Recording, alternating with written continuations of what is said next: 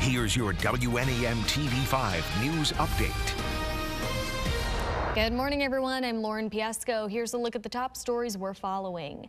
The mayor of Bay City is steering clear of the topic of immigration this week. Christopher Gerard vetoing a resolution Wednesday that would have prevented officers, city personnel, and other agencies from being used to enforce federal immigration laws.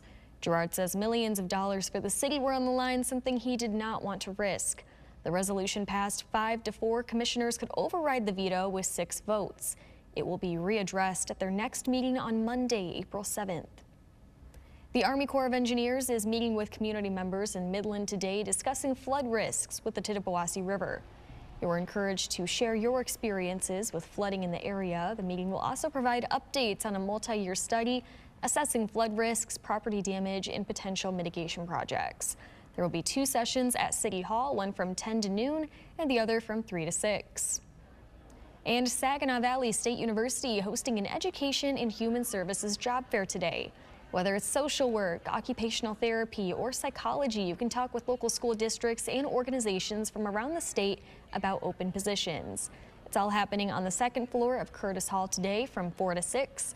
Remember, dress to impress, bring a few copies of your resume, and be ready to meet with possible future employers. Now here's meteorologist Matthew Mondro with a look at your first alert forecast. Thank you, Lauren. And as we go into this Thursday, or the first day of spring, we're actually still tracking some snow showers in the forecast. So we've already had a cold front move through this morning. Some rain has been developing, but as temps cool off a few more degrees, we'll see some of that snow starting to mix in. But any snow that falls here will be starting to leave by the afternoon. In fact, completely out of here by about 4 o'clock today, and going into the evening and overnight, we'll head back to a clear sky.